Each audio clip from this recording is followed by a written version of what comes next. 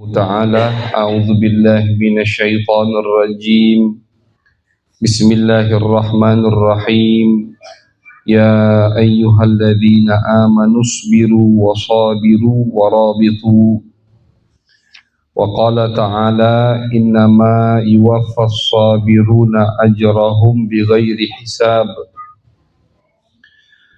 وقال تعالى ولمن صبر وغفر إن ذلك لمن عزم الأمور وقال تعالى استعينوا بالصبر والصلاة إن الله مع الصابرين وقال تعالى ولنبلونكم حتى نعلم المجاهدين منكم والصابرين والآيات في الأمر بالصبر وبيان فضله كثيرة معروفة. Puji syukur kehadirat Allah Subhanahu wa Ta'ala. Salawat dan salam kita haturkan kepada baginda besar Nabi Agung Nabi Muhammad sallallahu alaihi wasallam. Ma'asyiral hadirin wal hadirat jamaah yang dirahmati oleh Allah. Kita sambung kajian daripada pembacaan kitab Riyadhus Shalihin, yang mana kita berada di awal bab daripada bab yang akan menyebutkan keutamaan tentang as-sabr, yaitu bersabar. Bab sabar ini bab kedua dari kitab Riyadhus Shalihin yang sudah kita baca. Bab ketiga. Bab pertama yang sudah kita kaji dari kitab Riyadhus Shalihin adalah babul ikhlas, bab yang menerangkan keutamaan anjuran agar kita ikhlas dalam beribadah, dalam beramal. Kemudian bab kedua dari kitab Riyadhus Shalihin yang juga sudah kita kaji adalah babut taubah, bab yang menyebutkan keutamaan tentang hamba-hamba yang selalu bertaubat kepada Allah Subhanahu wa Ta'ala. Bab ketiga dari kitab Riyadhus Shalihin, babus sabr, bab yang akan menyebutkan ayat-ayat, hadis-hadis baginda Nabi besar Muhammad sallallahu alaihi wasallam terkait masalah sabar. Apa itu sabar? Disebutkan oleh ulama definisi daripada sabar. Di antaranya dinukil dari Al-Imam Dhunnun Al-Misri. Ketika Al-Imam Dhunnun Al-Misri menjelaskan terkait definisi sabar, kata beliau, sabar itu adalah at-taba'udu minal mukhalafat. At-taba'ud minal mukhalafat, jauh daripada kemaksiatan. Itu termasuk definisi sabar. Ketika kita jauh dari kemaksiatan, bisa meninggalkan hal-hal yang diharamkan oleh syariat, yang diharamkan oleh Allah, oleh baginda Nabi besar Muhammad sallallahu alaihi wasallam, maka kita sudah termasuk hamba-hamba yang bersabar.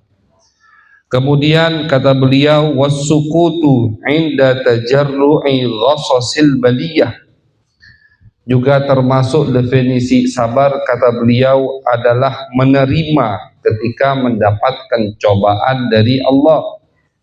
Ini juga termasuk definisi sabar. Jadi definisi sabar yang pertama itu adalah kita menahan diri untuk tidak bermaksiat. Sabar yang kedua atau termasuk daripada definisi bersabar adalah kita menerima keputusan yang ditakdirkan oleh Allah Subhanahu wa Ta'ala. Menerima dengan lapang dada. Menerima apa yang Allah putuskan, apa yang Allah takdirkan, apa yang terjadi di dalam kehidupan kita yang mungkin menurut kita ini tidak baik untuk kita atau kurang menguntungkan kita, tapi kita menerimanya dengan lapang dada, maka itu sudah termasuk daripada sabar. Menerima dengan lapang dada setiap keputusan dari Allah. Ulama mengatakan bagaimana caranya kita bisa menerima semua takdir yang Allah tuliskan untuk kita. Ulama mengatakan salah satu caranya agar kita bisa menerima semua keputusan yang Allah takdirkan untuk kita, tentunya yang berbentuk musibah. Karena kalau nikmat semua pasti menerima dengan senang hati nikmat dari Allah. Masalahnya ini musibah. Walaupun Pak, Bu, kita tidak dianjurkan untuk meminta musibah. Jangan. Minta selalu sehat afiat. Minta selalu nikmat kepada Allah Subhanahu wa ta'ala. Jangan minta musibah, jangan minta cobaan, jangan. Walaupun setiap orang yang mendapatkan musibah berarti orang tersebut adalah orang yang disayangi oleh Allah. Musibah itu tanda Allah sayang kepada hamba. Makanya dalam hadis baginda Nabi besar Muhammad sallallahu alaihi wasallam, beliau pernah bersabda, kata Nabi, yang paling besar cobaannya adalah para nabi, al-anbiya. Yang paling banyak menerima cobaan adalah para nabi. Paling berat cobaan manusia yang pernah diciptakan oleh Allah adalah baginda Nabi besar Muhammad sallallahu alaihi wasallam. Lalu kita baca sejarah bagaimana Nabi besar Muhammad SAW hidup, luar biasa. Beliau lahir, ayahnya sudah meninggal. Beliau umur 6 tahun, ibunya meninggal. Beliau umur 8 tahun, kakeknya yang seperti ayahnya sudah, Abdul Muttalib, meninggal. Bayangkan bagaimana hati baginda Nabi besar Muhammad SAW. Anak umur 6 tahun ditinggal ibu kandungnya, diasuh oleh kakeknya. Kakek yang begitu sayang, yang sangat mengayomi baginda Nabi Muhammad. Umur 8 tahun kakeknya wafat.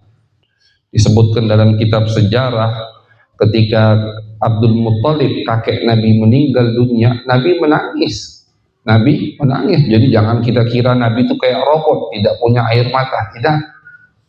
Punya hati beliau. Beliau manusia yang sempurna. Sebagaimana manusia pasti punya rasa sedih, rasa senang, begitu juga baginda Nabi Muhammad sallallahu alaihi wasallam.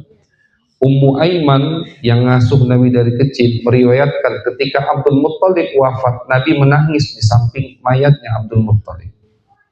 Kemudian Nabi diasuh oleh pamannya, berdakwah. Nabi besar Muhammad diutus sama Allah. Coba kita lihat cobaan yang didapatkan oleh Nabi Muhammad ketika diutus. Nabi dicaci, dimaki, Nabi diteror, Nabi diisolasi, Nabi diembargo, Nabi dicuekkan, sampai ketika beliau lagi butuh-butuhnya dengan dukungan pamannya, Abu Thalib meninggal dunia. Ketika lagi butuh dukungan istri tercintanya, Siti Khadijah meninggal dunia. Jaraknya cuma 3 hari, ada riwayat 3 bulan. Abu Thalib meninggal, tidak lama Khadijah meninggal. Ini musibah kurang besar apa musibah yang diterima oleh baginda Nabi Muhammad. Putra-putra beliau semuanya meninggal masih kecil. Qasim masih 2-3 tahun, Abdullah juga begitu. Ibrahim masih disusui.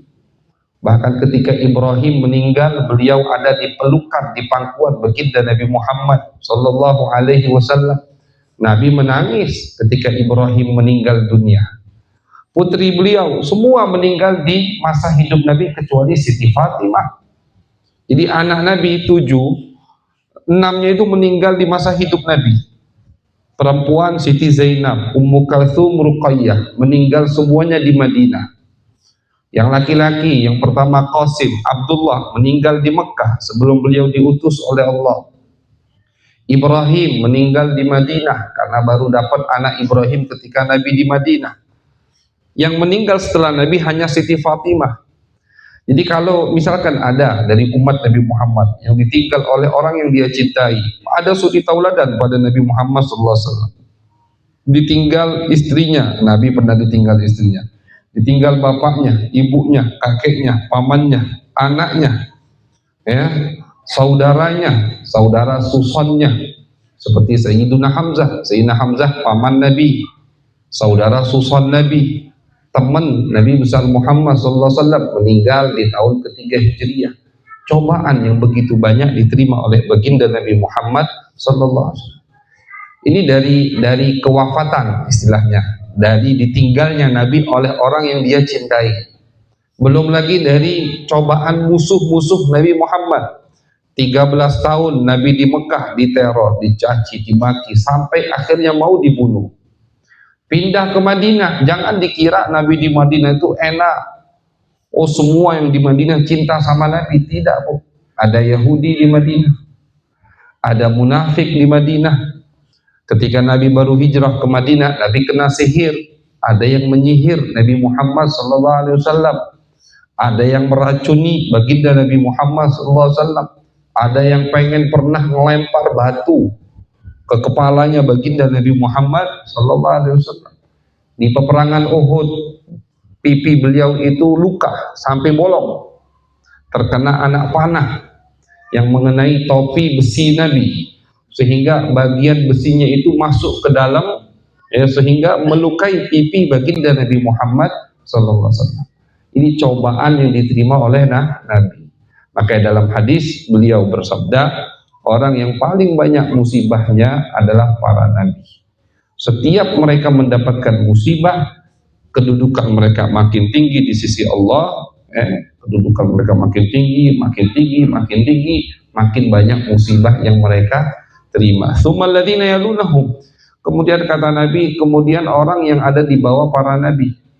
Artinya makin dekat orang tersebut dengan Nabi, makin dekat dengan Allah, maka akan dapat musibah dari Allah. Makanya yang bisa sabar ketika mendapatkan musibah, kata ulama, berarti memiliki sifat para anbiya. Orang yang bersabar, dapat musibah sabar, dapat musibah sabar, tidak tidak menggerutu, tidak protes, tidak istilahnya yang tadinya sholat akhirnya tidak sholat, marah sama Allah misalkan, naudzubillah. Sabar menerima musibah, maka kata baginda Nabi Muhammad SAW, kata ulama, ini orang memiliki sifat para anbiya, yaitu bersabar. Nah, jadi termasuk definisi sabar adalah ketika kita taslim, pasrah, menerima cobaan dari Allah Subhanahu wa ta'ala. Juga kata Al-Imam Dhunnun Al-Misri, termasuk daripada definisi sabar adalah izharul ghina inda hululil fakri bisahatil ma'isyah. Termasuk definisi sabar itu adalah menampakkan rasa tidak butuh, menampakkan penampilan yang selalu memiliki nikmat padahal dia lagi fakir, lagi miskin. Izharul ghina, di hadapan orang itu tidak menunjukkan kemiskinannya. Di hadapan orang tidak menunjukkan kemiskinannya. Jadi ini bentuk atau gambaran orang yang begitu besar sabarnya, hebat sabarnya atas pemberian Allah Subhanahu wa ta'ala. Jadi tidak menunjukkan kemiskinannya. Ada orang yang sabar, dapat musibah, sabar, nerima. Cuman di depan orang lain dia tunjukkan kesusahannya. Nah, itu kurang sempurna. Sabar dia betul, tapi di depan teman-temannya, di depan warga sekitar, dia tunjukkan kemiskinannya, kesusahannya. Ada yang lebih hebat, kata beliau, yang lebih hebat ketika tidak punya, tapi orang lain mengira dia orang yang punya. Dia tidak punya, dia butuh, tapi menunjukkan ke orang lain seakan-akan dia tidak butuh. Ini sabarnya para sahabat, sabarnya baginda Nabi Muhammad SAW. Nabi besar Muhammad SAW, kalau kita baca sejarah di bab atau di fase ketika Nabi wafat, meninggal dunia, akan kita dapatkan cerita Nabi itu ketika meninggal belum dimakamkan, Nabi belum dikuburkan, karena Nabi wafat di hari Senin, beliau dikuburkan di malam Selasa. Di malam Selasa, ada riwayat yang mengatakan di hari Rabunya. Nabi wafat, tiba-tiba datang orang Yahudi, punya toko sembako, kurang lebih lah kalau dulu. Ini Yahudi datang bawa baju besi. Kata Yahudi ini baju besi, wahai umat Islam, milik Nabi kalian, milik Nabi Muhammad sallallahu alaihi wasallam. Baju besi ini punya Nabi kalian. Sahabat bingung. Sayyidina Abu Bakar, Sayyidina Umar, kok bisa baju besi Nabi ada sama di tangan orang Yahudi? Bukan Muslim, Yahudi. Ditanya sama sahabat, kok bisa baju besi Nabi ada di tanganmu? Apa jawab Yahudi ini? Iya, baju besi ini digadaikan oleh Nabi kalian. Waktu itu dia pernah butuh berapa kilo gandum untuk menafkahi istri-istrinya, tidak punya uang, ngutang, sebagai jaminannya baju besi dia letakkan di toko. Ini Nabi besar Muhammad sallallahu alaihi wasallam. Sahabat semua terpukul. Tidak ada yang tahu. Tidak ada yang tahu. Jadi kesusahan Nabi besar Muhammad, sederhananya kehidupan baginda Nabi Muhammad sallallahu alaihi wasallam, samping ngutang sembako di toko Yahudi sehingga beliau menggadaikan baju besinya, sahabat tidak ada yang tahu. Nah, ini sabar tingkat level atas. Jadi bukan hanya menerima kekurangan, menerima cobaan dari Allah, tapi kemudian diceritakan kemana-mana. Apalagi zaman sekarang kan, Pak Bu, dikit-dikit status, kadang di WhatsApp, kadang di macam-macam kan begitu. Ini tidak. Sahabat-sahabat terdekatnya tidak tahu bahwasannya Nabi butuh. Kenapa kata ulama? Kenapa Nabi ngutangnya ke toko Yahudi? Banyak hikmahnya. Di antara hikmahnya agar jadi syariat hukum bahwasanya boleh kita melakukan transaksi dengan non muslim, itu di antaranya. Karena Nabi jual beli dengan Yahudi, utang piutang dengan Yahudi. Kemudian hikmah kedua kata ulama, kenapa Nabi ngutangnya ke toko Yahudi padahal banyak menantu beliau Sayyidina Utsman saudagar. Itu Sayyidina Utsman itu kekayaannya luar biasa. Pernah ada ulama yang hidup di abad kita ini menghitung kekayaan Sayyidina Utsman. Sayyidina Utsman itu kekayaan beliau, orang terkaya sekarang kan itu ada datanya. Menurut data orang terkaya di dunia. Nah, kekayaan Sayyidina Utsman 3 kali lipat dari orang terkaya sekarang di dunia kita ini. Menantunya Nabi, kaya raya. Abdurrahman bin Auf, sahabat Nabi, saudagar. Saking pinter bisnisnya Abdurrahman bin Auf, sampai-sampai kata sahabat Abdurrahman ini, debu saja bisa dia jual. Debu atau tanah bisa dia jual, jadi duit istilahnya. Semua yang di tangan Abdurrahman bin Auf pasti jadi duit. Kaya raya. Abdurrahman bin Auf berkah tangannya. Sahabat Nabi. Jadi banyak sahabat Nabi yang kaya raya. Kenapa Nabi melakukan transaksi utang piutang dengan orang Yahudi? Hikmahnya kata ulama, Nabi ingin menutupi kekurangan beliau. Nabi tidak mau membebani. Nabi tidak mau membebani sahabat-sahabatnya. Kalau misalkan Nabi datang ke toko Utsman bin Affan, atau Nabi datang ke toko Abdurrahman bin Auf, atau ke toko sahabat yang lain, mustahil mereka mau ngutangi Nabi Muhammad sallallahu alaihi wasallam. Tidak mungkin kan sahabat. Nabi datang atau utusan Nabi datang, Nabi mau ngutang sembako. Semua seisi toko ini ambil buatmu ya Rasulullah. Ini jangankan berapa kilo, kan begitu. Nah, Nabi tidak mau.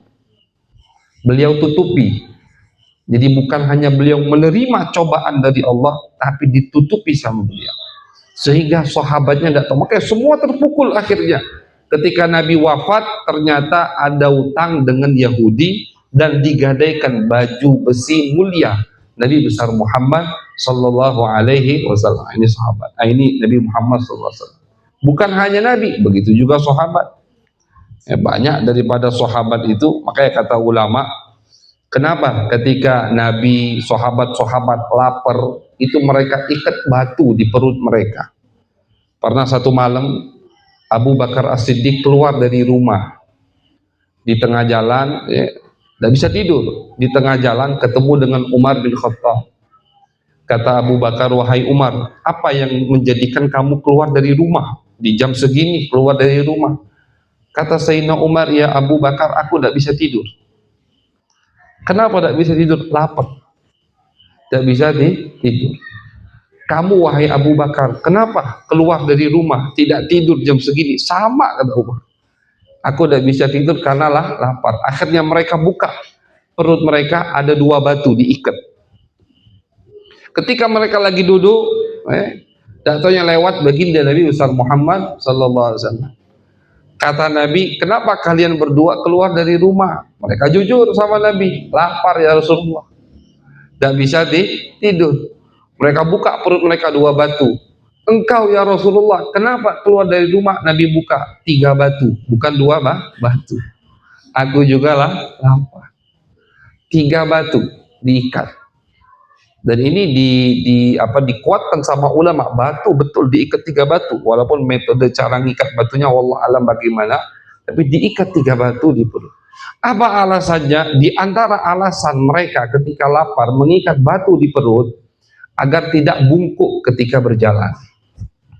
Orang kalau kelaparan, kita kalau puasa, apalagi orang yang tidak biasa puasa kan, udah mau maghrib itu udah lemes betul gitu. Mau jalan tidak sanggup lagi, kan begitu. Agar tidak menunjukkan kelaparan, mereka ikat batu. Jadi mau tidak mau jalannya tegak, mau tidak mau tetap lurus, tetap tegak ketika jalan, diikat batu. Nah, itu termasuk adat baginda Nabi besar Muhammad sallallahu alaihi wasallam, juga para sahabat. Jadi mereka menutupi kebutuhan mereka sehingga tetangga mereka tidak tahu mereka sedang dapat musibah. Padahal orang yang hidup di zaman itu kalau tahu tetangganya dapat musibah, pasti mereka akan bantu, pasti mereka akan berikan. Nah, tapi karena semua yang dapat musibah dari sahabat Nabi menutupi kekurangan mereka, nah ini bentuk sabar yang luar biasa yang didefinisikan oleh Al-Imam Dhunnun Al-Misri. Nah, jadi sabar bukan hanya sabar ketika mendapatkan musibah, tapi juga termasuk daripada sabar ketika dapat musibah, kita tutupi musibah tersebut. Kita tutupi musibah tersebut dengan kita menutupi musibah, berarti sabar kita berada di level tertinggi seperti para nabi dan para sahabat. Jadi banyak jenis sabar. Di sini Allah Subhanahu wa taala, beliau Al-Imam An-Nawawi menukil beberapa ayat suci Al-Qur'an. Di antaranya beliau menukil ayat yang berbunyi innama yuwaffas sabiruna ajrahum bighairi hisab. Allah Subhanahu wa taala berfirman di dalam Al-Qur'an bahwasanya orang yang bersabar itu pahalanya akan Allah berikan tanpa perhitungan, tanpa dihitung lagi. Jadi bukan satu ibadah dibalas 10, dibalas 10 dilipat gandakan jadi 700. Ini untuk ibadah yang lain.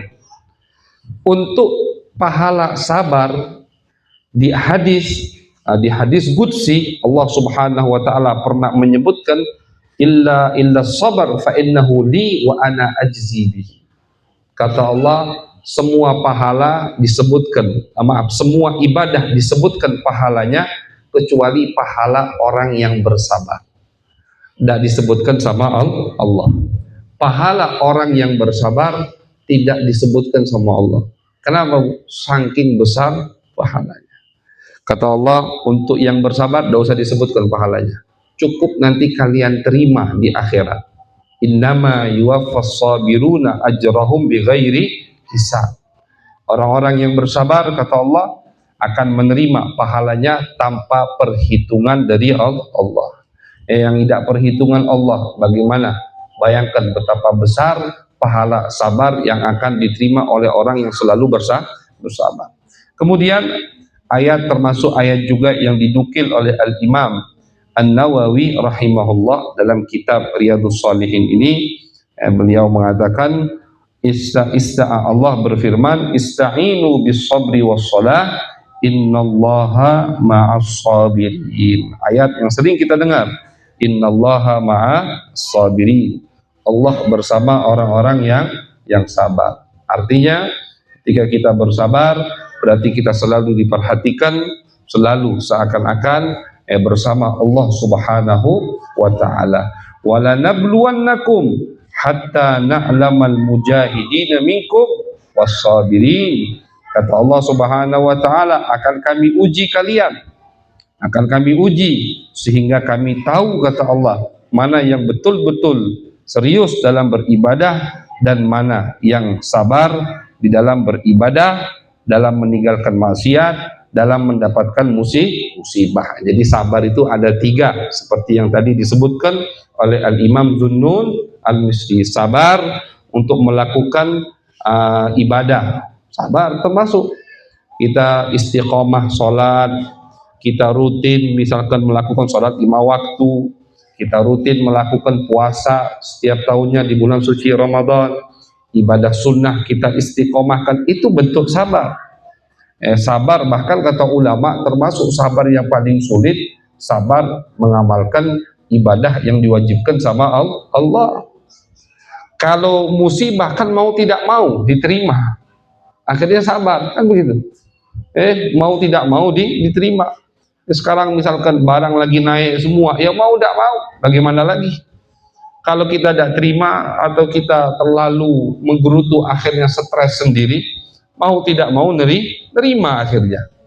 Makanya sabar yang paling susah kata ulama, sabar dalam mengamalkan ibadah yang diwajibkan sama Allah. Sabar. Dalam ayat Al-Quran Allah Subhanahu wa ta'ala pernah berfirman ketika memerintahkan kepada semua wali, semua kepala rumah tangga agar menjaga ibadah sholatnya, menjaga ibadah sholat keluarganya. Kata Allah Subhanahu wa ta'ala, wastabir 'alaiha. Sabar kata Allah dalam memerintahkan keluargamu untuk sholat. Nah, ini termasuk cobaan paling besar untuk kita, untuk kedua orang tua, yaitu sabar mendidik anaknya dalam mengamalkan syariat baginda Nabi besar Muhammad sallallahu alaihi wasallam. Jadi ibu didik anak dan istiqomah, rajin, rapi, perhatian dengan pendidikan anak kita, itu juga termasuk jenis sabar, termasuk dapat pahala sabar. Apalagi di zaman sekarang ini, anak itu tidak perlu mau rusak keluar dari rumah. Ada anak tidak pernah keluar dari rumah, masya Allah, tidak taunya di dalam rumah HP-an terus, di HP semua sekarang bu, hati-hati ya. Hati-hati sekarang macam-macam pemahaman yang sesat dari HP, macam-macam kelompok-kelompok yang menunjukkan mereka ini sumbernya adalah Dajjal, sumbernya dari setan, dari HP. Hati-hati bu, banyak penyakit dari HP. Jadi jangan kita santai. Oh, anak-anak aku Ustaz tidak pernah keluar dari rumah, tidak bergaul macam-macam, cuman di rumah aja, tidak pernah nongkrong di luar. Iya, tapi di rumah, selama di rumah main HP terus. Anak, hati-hati. Anak kecil sekarang itu kadang lebih pintar dari ibunya main HP, ya kan? Anak kecil sekarang kadang lebih pintar dari ibunya, masih gaptek, nggak ngerti. Anaknya lebih ngerti. Hati-hati. Banyak pemahaman yang sesat, banyak aliran sesat, banyak perilaku yang keluar dari fitrah yang sudah diciptakan oleh Allah Subhanahu wa ta'ala, itu keluarnya munculnya dari HP. Dia lihat di HP, dia tonton video-video, akhirnya dia penasaran, dia ingin coba. Na'udzubillah min dzalik. Maka untuk biar anak kita jadi anak, dan ini beban dari Allah untuk kita, makanya kata Allah sabar dalam mendidik anak, karena beban tanggung jawab. Belum punya anak minta untuk dapat anak terus. Ketika dapat anak, anaknya tidak diurus. Nah, ini berarti tidak mensyukuri nikmat Allah. Nikmat Allah. Makanya ketika kita mendidik anak kita untuk mengamalkan syariat baginda Nabi Muhammad SAW, itu juga termasuk daripada bentuk sabar. Nah, jadi makna sabar luas ya. Makna sabar sangat luas. Sabar untuk melakukan ketaatan, sabar untuk meninggalkan kemaksiatan, sabar ketika menerima cobaan dari Allah Subhanahu wa taala. Ini ayat-ayat yang dinukil oleh Al-Imam An-Nawawi di dalam kitab Sabar. Kemudian hadis pertama yang beliau riwayatkan, yaitu hadis yang diriwayatkan dari An Abi Malik Al-Harith ibni Asim Al-Ash'ari radhiyallahu anhu qala Rasulullah sallallahu alaihi wasallam. Al-Imam Nawawi meriwayatkan hadis dari sahabat Nabi Abu Malik Al-Harith bin Asim Al-Ash'ari radhiyallahu taala an. Beliau berkata, bersabda baginda Nabi besar Muhammad sallallahu alaihi wasallam. Nabi Muhammad bersabda, "At-tuhuru syatrul iman." Kata Nabi Muhammad sallallahu alaihi wasallam, orang yang selalu menjaga wudunya, at-tuhur maksud di sini adalah wudunya, selalu menjaga wudu, selalu menjaga kesuciannya, maka itu termasuk daripada setengah dari keimanan. Ini anjuran dari Nabi agar kita selalu menjaga wudu kita. Setiap batal langsung wudu. Habis dari kamar mandi, wudu ini termasuk sunnah yang seakan-akan sepele, tapi pahalanya luar biasa. Tiap batal wudu, cobakan. Tiap batal wudu, ya, walaupun ya cukup sulit, apalagi untuk pasangan suami istri. Cuman paling tidak setiap masuk kamar mandi untuk qada'il hajah, jangan keluar dari kamar mandi kecuali kita ambil wudu. Tapi jangan sampai tidak mau disentuh suaminya, ibu ya. Jangan sentuh aku, dosa bu, tidak boleh. Aku lagi ada wudu, kata Habib harus jaga wudu, akhirnya suaminya tidak boleh nyentuhnya, jangan, dosa. Dosa, jaga wudu sunnah, melarang suami menyentuh diri kita hukumnya haram, tidak boleh. Jadi paling tidak tadi, setiap keluar dari toilet, dari kamar mandi, ambil wudu. Di luar nanti kesenggol, kesentuh suaminya, tidak masalah sudah. Yang penting setiap keluar dari kamar mandi ambil wudu.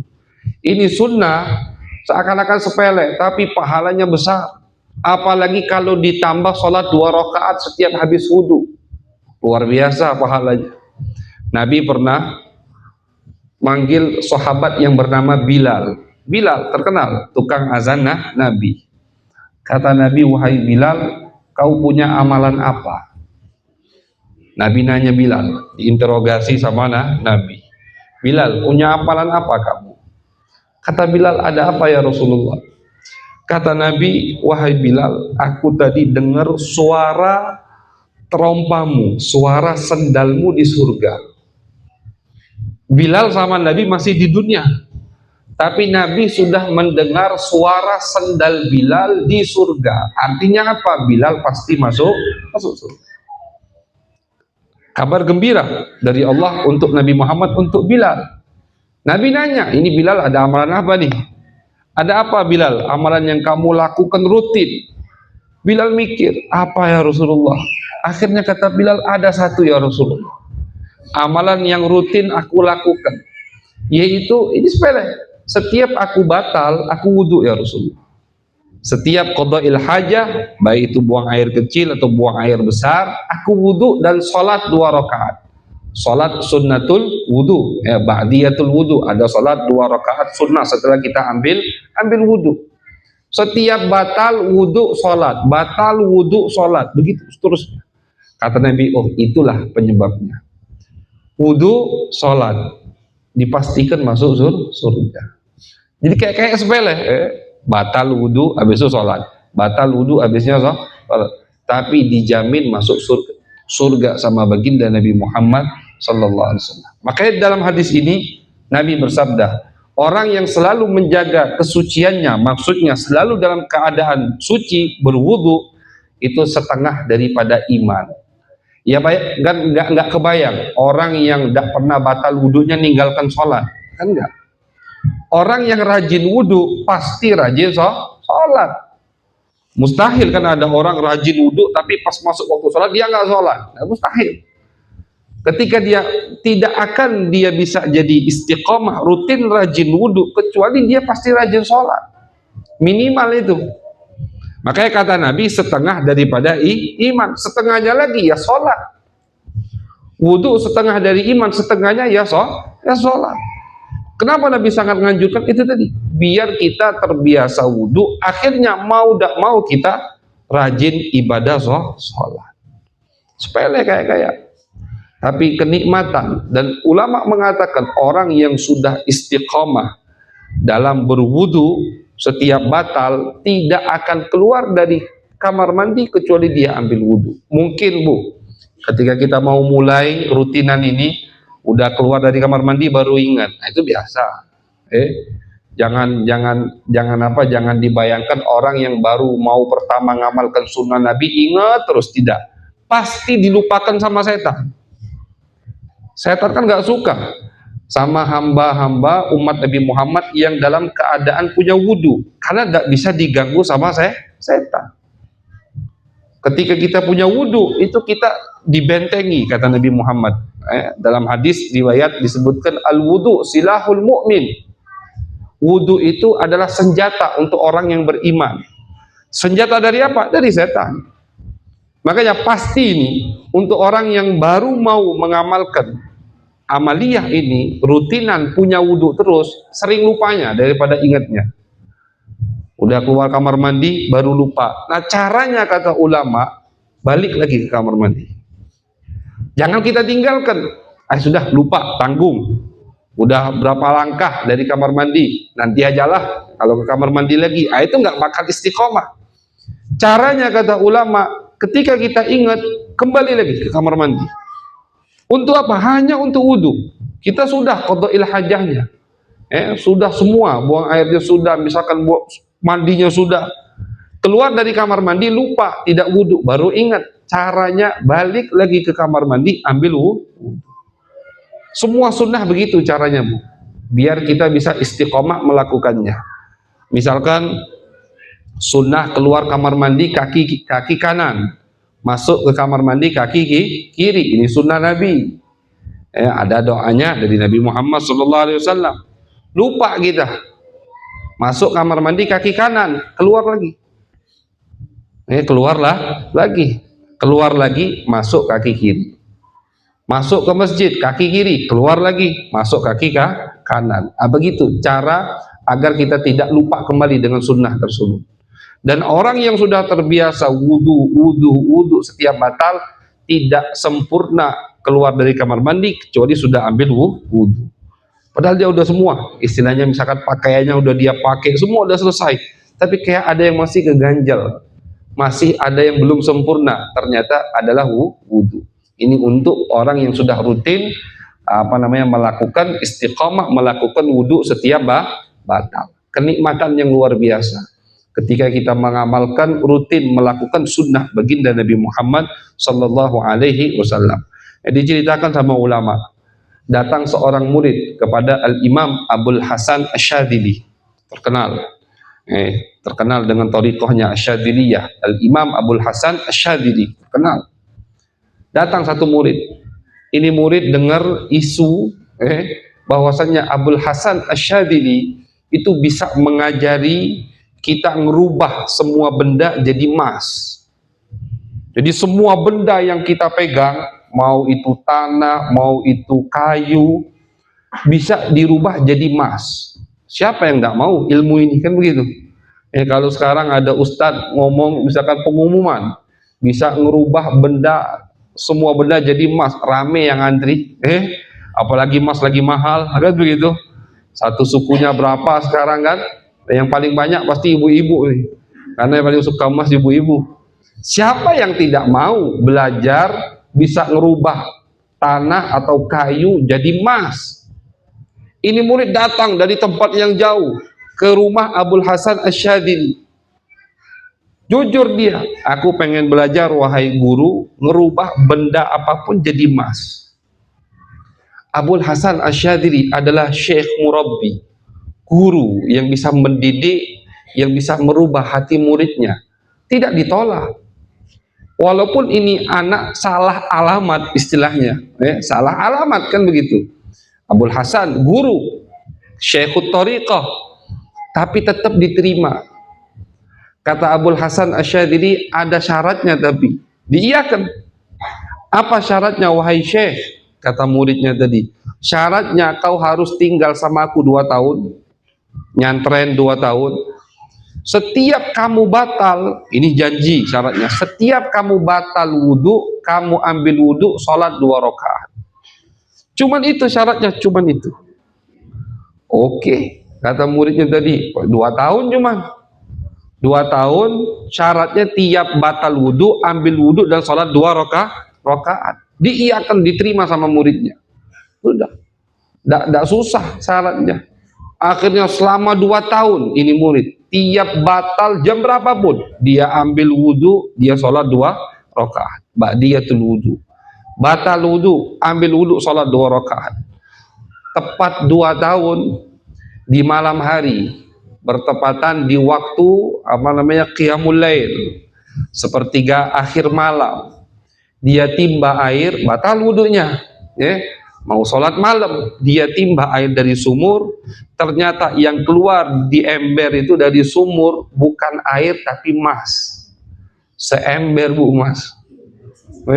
Kalau kita pulang langsung, alhamdulillah selesai udah.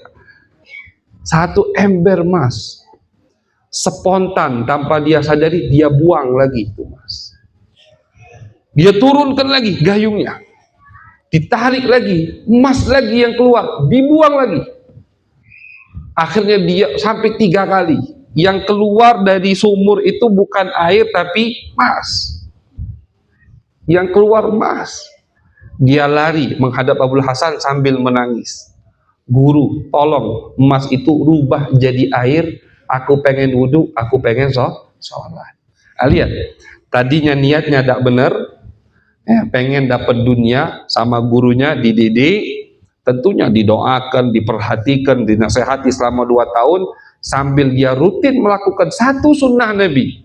Setiap batal dia wudhu, sholat 2 rakaat, akhirnya keluar dari hatinya cinta dunia, diisi dengan cinta mengamalkan sunnah Nabi. Makanya jangan sekali-kali kita ngeremehkan sunnah Nabi, apapun itu.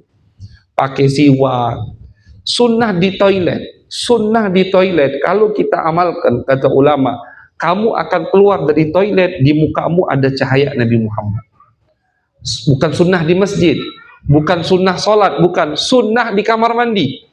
Masuk kamar mandi nutup kepala, sunnah. Masuk kamar mandi pakai alas kaki, sendal, sunnah. Di kamar mandi sebelum masuk baca doa. Buka pakaiannya perlahan. Kemudian gaya duduknya juga ada sunnah Nabi Muhammad. Adab di kamar mandi, tidak boleh berbicara atau teriak-teriak. Kemudian cara istinjanya juga ada sunnahnya dari Nabi Muhammad. Wuduknya, mandi wajibnya, semua ini sunnah Nabi.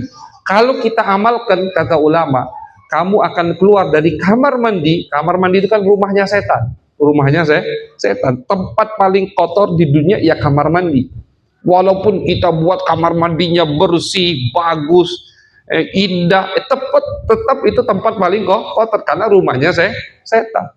Keluar kita dari kamar mandi akan membawa cahaya baginda Nabi Muhammad sallallahu alaihi wasallam. Nah, jadi jangan ngeremehkan sunnah. Terkadang sunnah yang di mata kita sepele, tapi ternyata itulah penyebab kita dapat hidayat dari Allah. Kadang bukan amalan yang besar, bukan amalan yang segunung, yang menyebabkan kita dapat hidayat dari Allah. Terkadang dari amalan yang di mata kita sepele, ternyata di situ kuncinya dari Allah. Di situ hati kita akan dibuka oleh Allah Subhanahu wa Ta'ala. Seperti murid tadi, cinta dunia, pengen belajar ngerubah benda jadi emas. Sama Abul Hasan dikasih yang lebih hebat dari itu. Cinta kepada sunnah Nabi Muhammad sampai-sampai otomatis keluar dari hatinya cinta kepada dunia. Nangis-nangis datang ke Abul Hasan. Kata Abul Hasan, bukankah itu tujuan awalmu? Kan perjanjian kita apa? Selama 2 tahun kau melakukan sunnah tersebut, bisa merubah semua benda jadi emas. Lah ini air udah kau rubah jadi emas. Tidak guru, tidak mau lagi emas, tidak mau lagi emas, maunya air, maunya wudu, maunya sholat di akhir malam, bermunajat kepada Allah Subhanahu wa Ta'ala berkat mengamalkan sunnah baginda Nabi Muhammad sallallahu alaihi wasallam. Mudah-mudahan kita bisa mengamalkan sunnah baginda Nabi Muhammad sallallahu alaihi wasallam, semua sunnah Nabi, insyaallah. Caranya, kata ulama, setiap kita mendengarkan sunnah Nabi, kita mendengarkan satu fadilah, satu amalan, agar tidak lupa, cepat diamalkan. Cepat diamalkan, jangan cuma dicatat. Habis dicatat disimpan di rumah. Nah, itu ingatnya kapan? Bulan depan, pas majlis lagi, oh ada ini, gitu kan. Ingatnya bulan depan. Nah, jadi jangan. Caranya dicatat, habis dicatat diamalkan, diingat, diamalkan, diingat, diamalkan. Insya Allah kalau diamalkan, amalan tersebut akan melekat di benak kita sehingga tidak akan kita lupakan. Sambil ikhtiar, sambil minta berdoa kepada Allah agar diberikan istiqamah dalam melakukan sunnah baginda Nabi besar Muhammad sallallahu alaihi wasallam. Amin ya rabbal alamin. Sallallahu ala sayyidina Muhammadin wa ala alihi wa sahbihi wa baraka wa sallam, walhamdulillahi rabbil alamin. Bismillahirrahmanirrahim. Ya Rabbana ta'rafna